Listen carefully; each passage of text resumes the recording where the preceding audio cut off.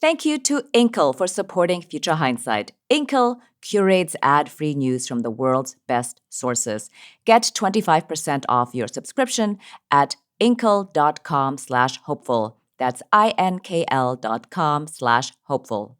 Thanks also to The Jordan Harbinger Show, a podcast you should definitely check out since you're a fan of high-quality, fascinating shows. You know, like this one.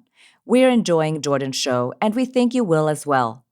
Search for The Jordan Harbinger Show. That's HARB as in boy, IN as in Nancy, GER on Apple Podcasts, Spotify, or wherever you listen to podcasts.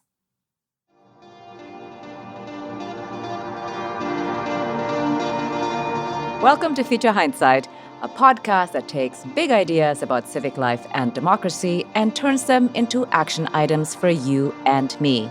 I'm Mila Atmos.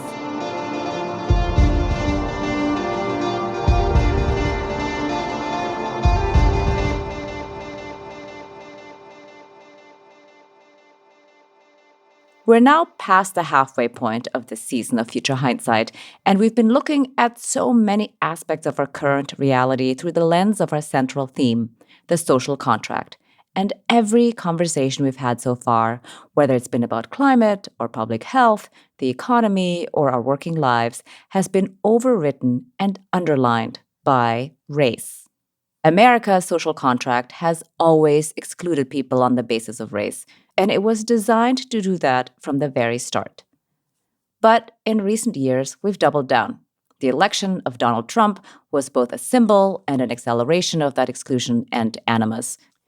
Today's guest argues that American racism has broken the country's social compact, eroded America's common goods, and damaged the lives of every American. Eduardo Porter is a journalist at the New York Times and the author of American Poison: How Racial Hostility Destroyed Our Promise. Thank you for joining us. Hey, thank you for having me, Mila. So, as I was reading your book, I was wondering, what was the moment for you when you decided to take these years of reporting on the social contract, on economics, and turn it into a book? So I am Mexican-American, right? And I have a Mexican mother, and my father was American. I grew up mostly in Mexico. And I want to share my Mexicanness with my son. I want him to kind of like understand himself also as partly Mexican, partly American, like I do. So we speak in Spanish at home, and he's gone to Mexico several times. And what happened the day after the election of Donald Trump, I was with my kid in the subway, and as usual, we're chatting about whatever in Spanish. And suddenly he kind of like looked around and leaned into me a little bit and kind of like whispered, "You know, Dad, maybe we shouldn't be speaking in Spanish in public." And I was like, whoa. I got really angry. I mean, not at him, but at the fact that he was suddenly feeling vulnerable because he spoke Spanish. And this was coming from the election rhetoric, right? I mean, right around that same time, at a playground near his school, there were some swastikas like drawn on the school equipment with "Go Trump" written underneath. And so this whole sense of suddenly you are vulnerable because of your ethnic identity struck me like so weird in 21st century America, but also so, yeah, no, that's right. That is how this country has evolved over time. That is this country. And so that was a very striking moment. I mean, that is kind of like one of those moments that made me think that I had to write this book. Yeah, that's very powerful. I mean, I'm Asian, and so I have similar encounters all the time on the subway in New York. Mm-hmm. And I also feel like, being in public is kind of a vulnerable spot in ways that sometimes you don't think about. Yeah. So 3 issues really stood out while I was reading your book, and those were the ways in which race intersects with labor, incarceration, and education. But let's start with incarceration. It's actually key when we're talking about the social contract. And in your book, you seem to think so too, when you write that the prison system has actually displaced the social safety net in some ways. You say that's thanks to the tough on crime messages that have been sold to voters for decades, leading to an explosion in incarceration, which is not cheap and which puts the squeeze on funding for public goods. And the numbers are just staggering, with the budget for federal and state and local prisons increasing fourfold between 1987 and 2015. Can you talk about these parallel tracks with growing incarceration on one track and a shrinking social safety net on the other? Well, let's ground this in history. It's interesting that the moment that we really decide to deploy the criminal justice system in this kind of like massive way and start incarcerating enormous quantities of young men of color mostly, coincided pretty closely with a moment in which the United States for the first time opened up some of the opportunity for prosperity to people of color. So let me explain. The story of the American safety net, which starts in the Great Depression with FDR and the New Deal, is essentially, first of all, it's a safety net for white people. So FDR, in order to get a lot of his New Deal legislation passed by white Southern Democratic senators, he needs to really make this a white program. There's all these instances in where, you find him kind of like struggling with the fact that if it becomes more of a universal program, it will probably be defeated. And so things like, Social Security excludes household workers and agricultural workers. And these two sectors happen to be the sectors that employ, 2/3 of African-American workers. So there's all these moments where you can see like African-Americans being excluded from the formation of our social safety net. And then you fast forward to the 1960s, the civil rights movement, and Lyndon Johnson's war on poverty, and the combination of a lot of the civil rights legislation and a lot of the war on poverty programs amounted to, for the first time, allowing people of color, allowing notably Black Americans, to benefit from some of the protections of the American social contract. And so what happened at that moment is that political support for the safety net entirely pretty much collapsed. And it was replaced by the use of criminal justice as a tool for social management. So instead of, dealing with the problems that marginal communities face by offering them childcare and offering them income supports and offering them housing supports, we instead decided, well, let's use prison. Young men from these kind of like more impoverished communities, let's just put them in jail. And so that became the main strategy for managing marginal, destitute communities of color from certainly the 1970s all the way into the 21st century.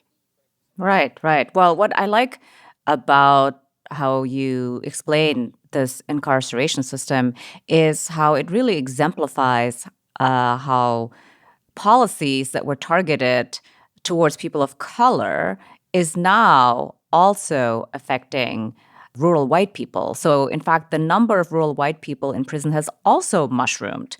So it isn't only, and I feel like this illustrates so well how these policies that were intended for one racial group is actually affecting us all. Is there a way to talk about criminal justice that communicates how this system is destroying low-income communities regardless of color? Well, I think that idea is kind of percolating through the political system. I mean, if you think of the last, say, 5 years or so, there has been kind of like a bipartisan movement towards less draconian, less punitive criminal justice policies, replacements of 3 strikes laws and these very restrictive sentencing policies are kind of like slowly falling by the wayside. And if you look at the headline stats of incarcerated people, they are coming down ever so slightly. So I do think that there's an awareness that the U.S. just went overboard, that, having an incarceration rate on par with like Rwanda's was not the place for this country to be. Now, what motivates that, I think, is primarily fiscal. States have to pay for this. And as you pointed out earlier, we're spending so much money on incarceration. I think that states figured out, maybe, we could spend that money elsewhere better. And so I think that some of the motivation comes from states running out of money to put more people in jail. But I also think that has allowed us to rethink a little bit to what extent we have deployed incarceration just to basically to deal with poverty. And that it's not a good tool to deal with poverty and the consequences of poverty and the consequences of social marginalization. It's a really dismal tool for that. So I have some hope that that particular element of our dysfunction might improve in the medium term. Yeah, I'm hopeful also that that will change. Well, at least in the medium term, if not the long term. Although I think at this point we can only hope for long-term solutions because everything looks like super slow moving, despite the change in the We did administration. get a $1 trillion bill passed just the other day. So, everything is not horrible. Yes, everything is not horrible. But by the way, I realized that I skirted your last question, that this is not just affecting communities of color, that this, stingy social contract that we have built for ourselves also hurts, white people. And it hurts everybody, is absolutely true. There are more poor white people than there are poor black people. And those folks are really, really, really hurt when we build a society that is unable to or unwilling to invest in public goods. I visited Harlan in Kentucky a couple of years ago for a story. Harlan is kind of like famous in labor lore. It's a coal mining area in Appalachia, and there's a very famous battle to unionize that got immortalized in this really wonderful movie called Harlan County, USA, about the struggles to unionize this region. And it's super poor, and it's super white. The reason I went down there was that it is one of only 10 counties, maybe 11 counties in the country, where federal government dollars account for at least half of personal income on average of the peoples in the county. So, half of the money that people have in the county comes from food stamps or Social Security or Medicare or some combination of those. So I went down there just to experience this. What is it like to be in this sort of place? And I happened to be at a town hall meeting where the governor at the time, Matt Bevin, a Tea Party stalwart, he was there holding his town hall. And, he talked about bears and trash, and everybody was like ho-humming. And suddenly he started railing against Medicaid, and people got off their chairs and they clapped, and there was this round of applause for his attack on Medicaid. And the funny thing is that I'm guessing that everybody in that room was on Medicaid. And so there's this weird disconnect. The programs that would help this kind of community were reviled by this community. And so when I went around and asking people, why is this kind of like hostility towards Medicaid? And it was a sense that, the government being involved in your life. And also the notion was very, very strong that there was some other person out there that would be abusing the program. And that other person was never really articulated, but some people would talk about immigrants. We cannot afford to pay these programs for immigrants. And I don't think there's a single immigrant in Harlan County. So these are all kind of like abstractions about some other person, some other group of people that are going to come in and abuse our taxpayer dollars and our generosity. And I think that is steeped in racial hostility, understanding people not as individuals, but as members of groups that are others. But, Harlan could do with a much more robust Medicaid program because it is extremely poor, and this is a program that it relies on. One of the things that I wondered about when I was reading about Harlan County was after they elected Matt Bevin and their Medicaid benefits basically were cut back, did they connect the dots? Like, does anyone do that? Or I don't think is it so. Just they don't know that this is what's happening? I don't think so. Because ultimately, when you see folks that could benefit from very clear, objective policies voting against these policies, there's got to be some lack of understanding here about what's actually going on. And I think that this becomes very obvious when you look at the political strategy of Donald Trump when he ran for president and then throughout his administration when he tried to get reelected, which was all about amassing support by demonizing some outside group. So in his first run, in 2015, it was Mexicans. And that's how he managed to whip up the passion. But we know what the stats then showed us is that in communities where there were immigrants, where there were Mexican immigrants, this kind of language didn't really work as much as it did when there were no immigrants. So again, he was speaking to abstract fears rather than to people's lived realities. That kind of, I think, psychological mechanism makes it very, very difficult to change folks' minds because you're basically reacting to something that you don't know. You're reacting to an abstract proposition that then you claim to be true even though it is not part of your lived experience. I can't quite imagine how you use reason to change that mind, because reason doesn't seem to be part of the process in which this position is arrived at. Then when Trump then ran for re-election, it wasn't Mexicans. It was, I guess, because of the urban protest from the Black Lives Matter movement throughout that summer following the murder of George Floyd, it became more about blacks. And he had these lines about protecting white suburban women from poor blacks that were going to move into their suburbs. And so it went back more to the Nixonian type of racism that came out of the protests in 1968 after the killing of Dr. King. But it was always this idea of like mobilizing some inchoate fear of the other as a political tool. And I don't think reason really plays much in this kind of like psychological process.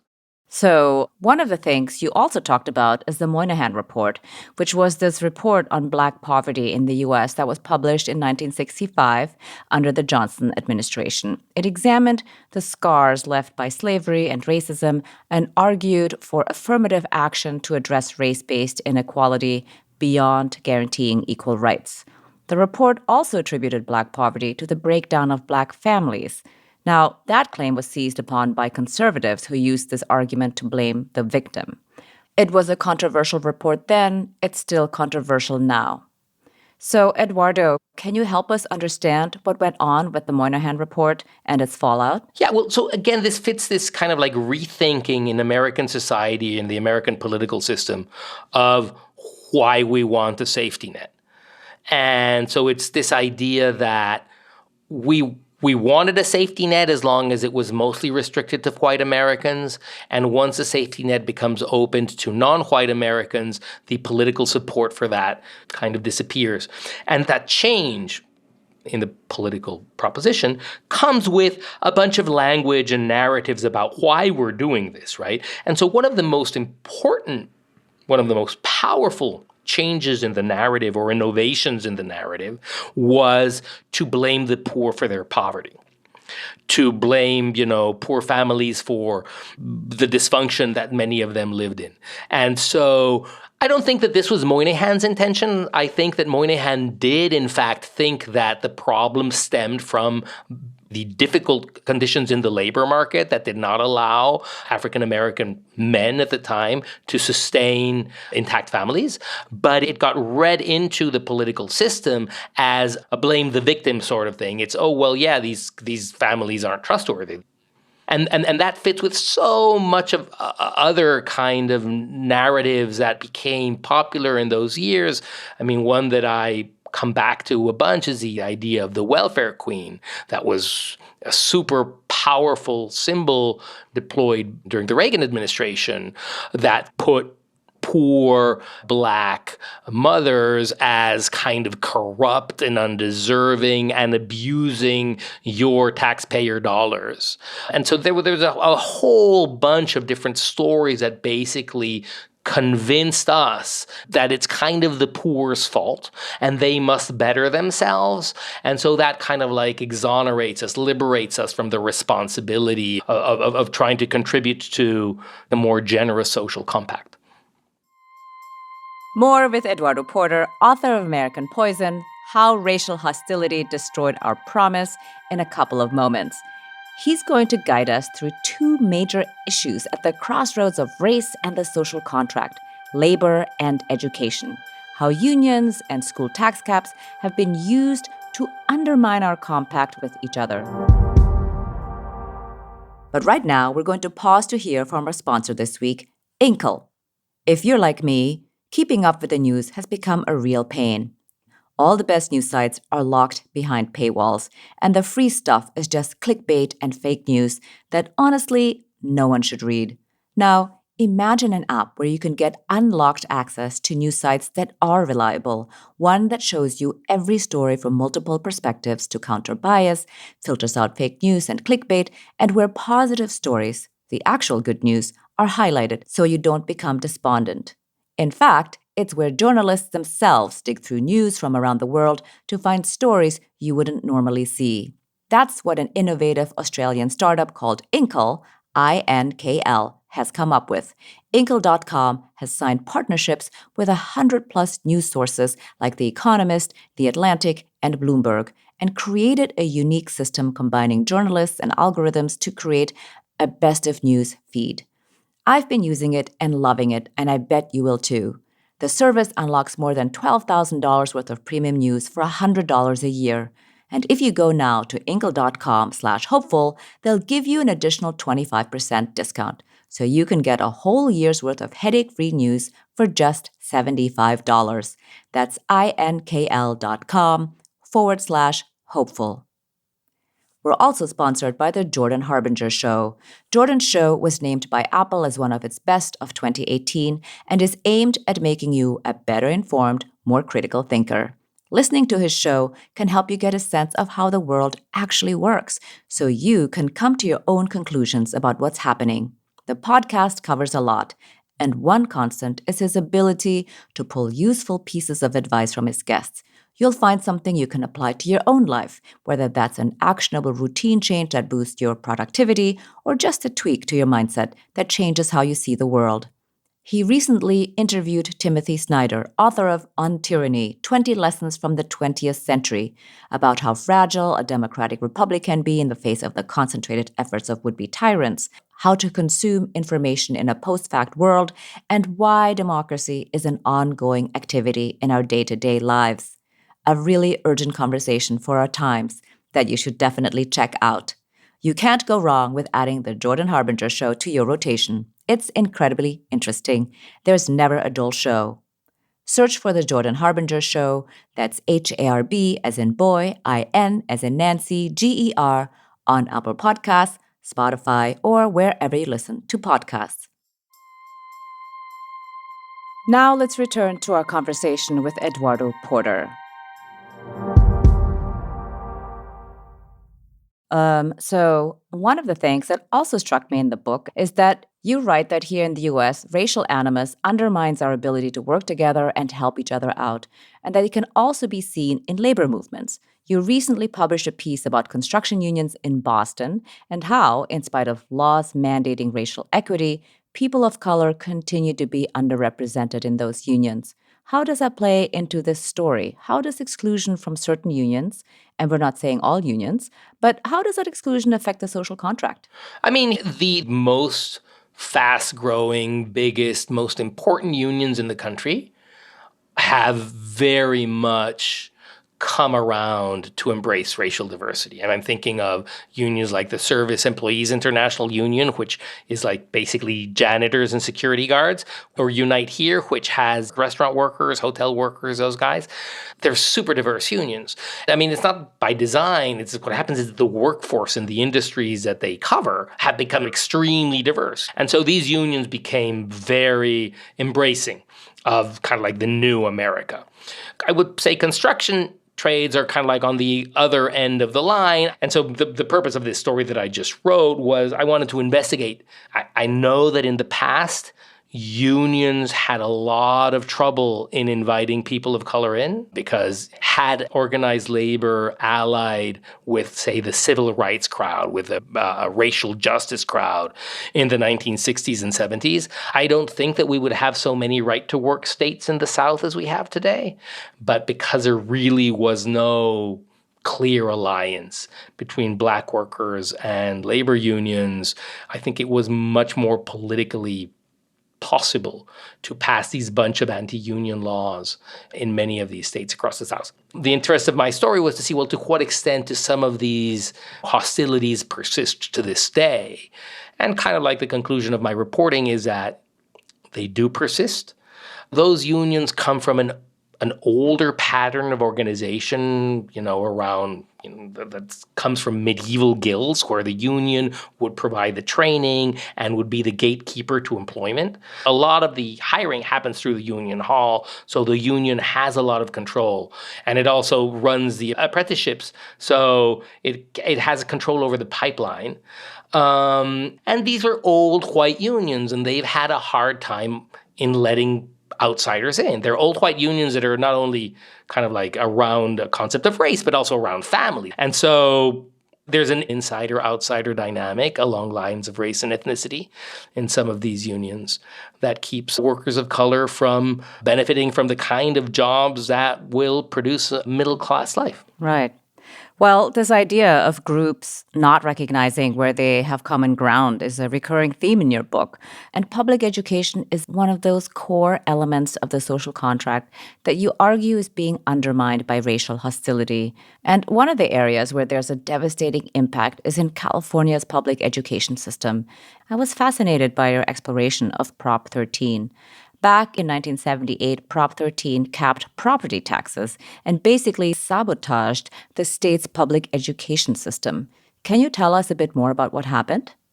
Public education in most of the U.S. is funded locally by property taxes. And essentially what happened in California was I'll put it schematically, old white voters didn't really want to pay more in taxes to fund the education of younger brown families.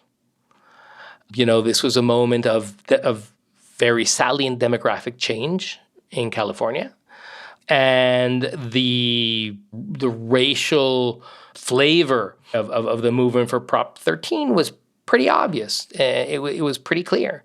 And so they decided to block any tax increases, which essentially led to a defunding of public education in the state. There's other little kind of like bits of evidence of this kind of the kind of like racial and ethnic motivation of this kind of thing.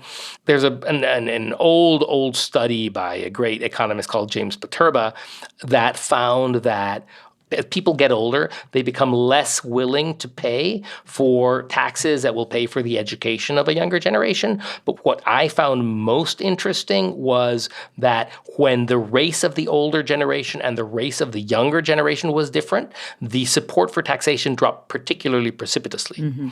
And you see this as well, again, in California. There's another study done by a couple of economists at UC that found that when immigrant kids came from across the border into the public school system, the American-born kids would leave the public school system entirely and move into the private school system.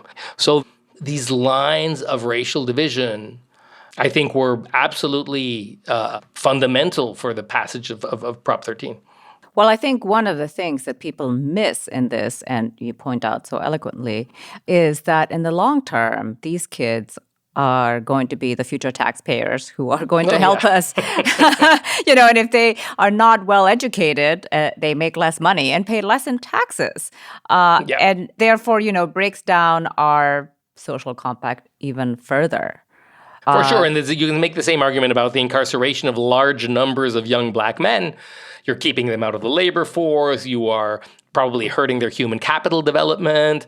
You are basically building a poorer nation with many of these policies.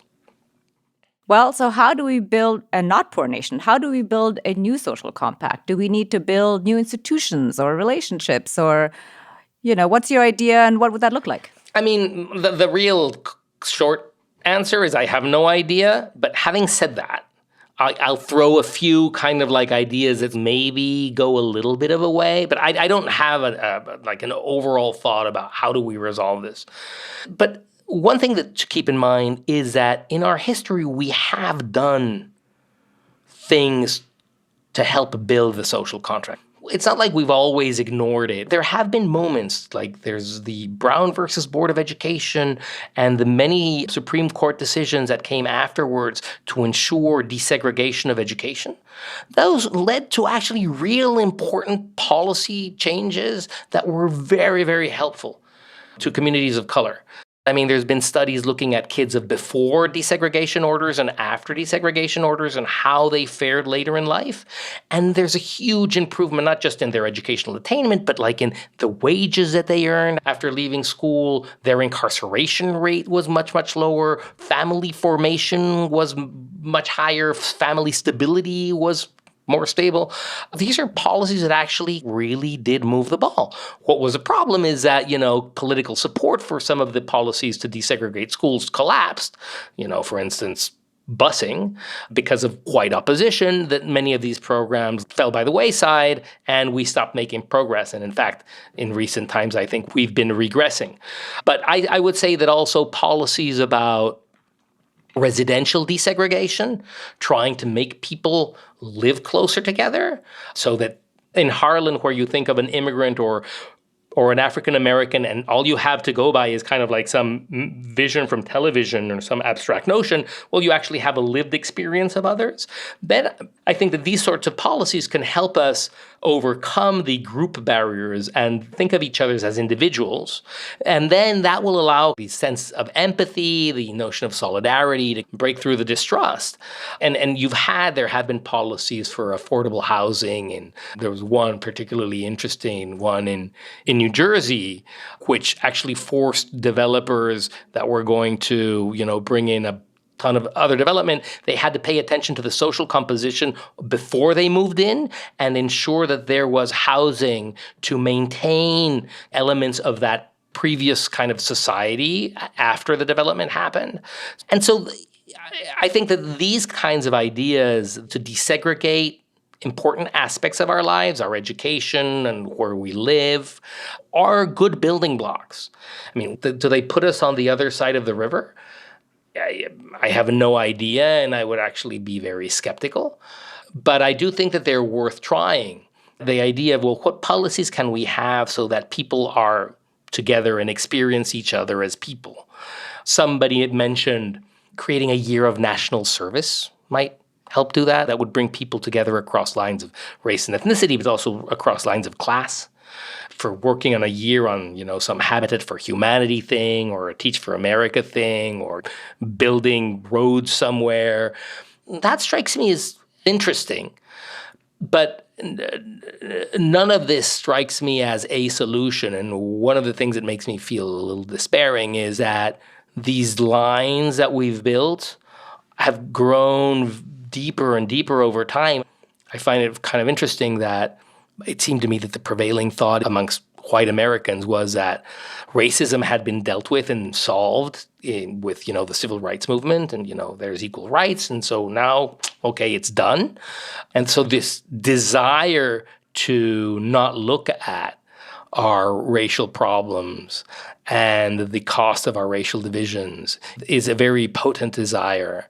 And you see that now when the Black Lives Matter movement brought to people's TV screens that, in fact, that there is still a lot of racial hostility that is doing a lot of damage in communities of color. The reaction of a lot of white people was of extreme hostility against these expressions of urban hurt.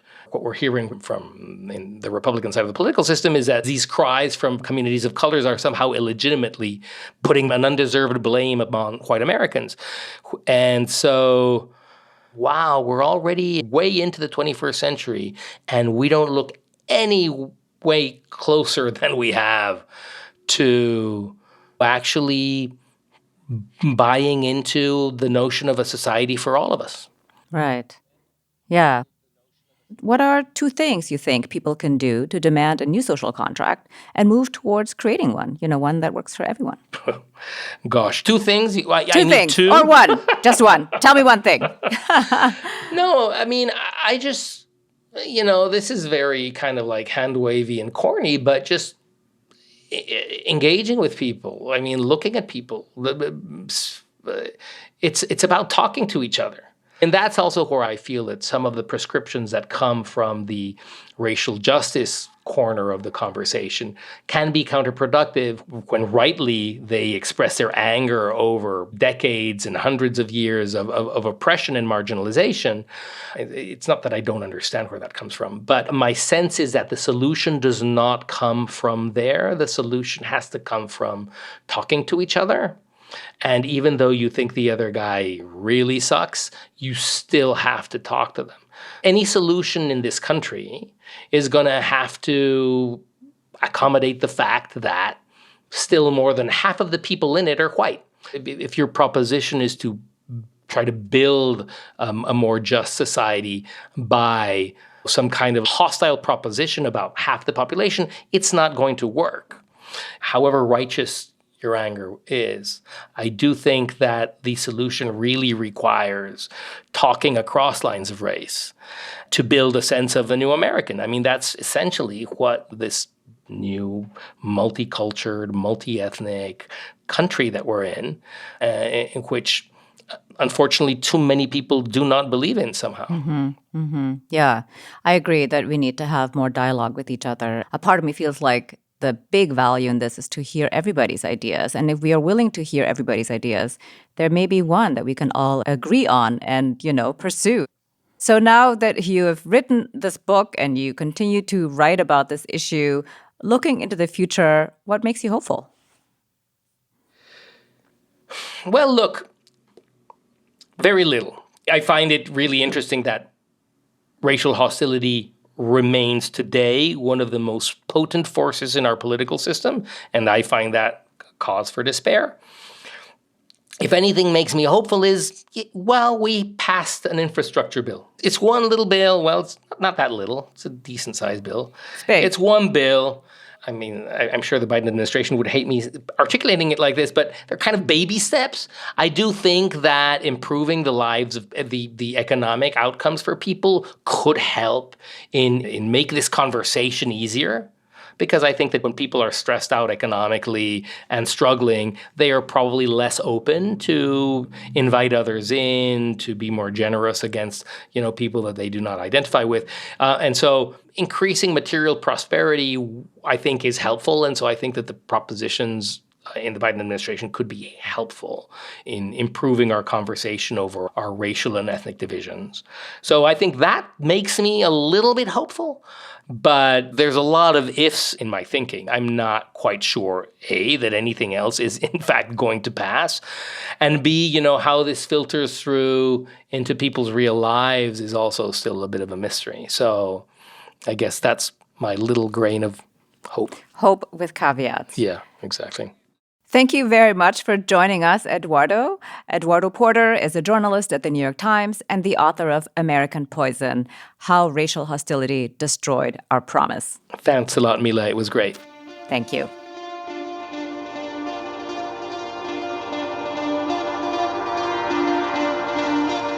Next time on Future Hindsight, we get into the dollars and cents of the social contract. That's right, taxes. I'll be talking to Sarah Christofferson of Americans for Tax Fairness about what needs to change about America's baffling and skewed tax code to support a fairer future. That's next time on Future Hindsight.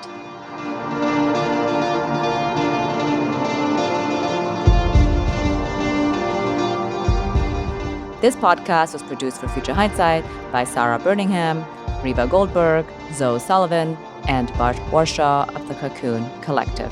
Zach Travis is our associate producer. Until next time, stay engaged.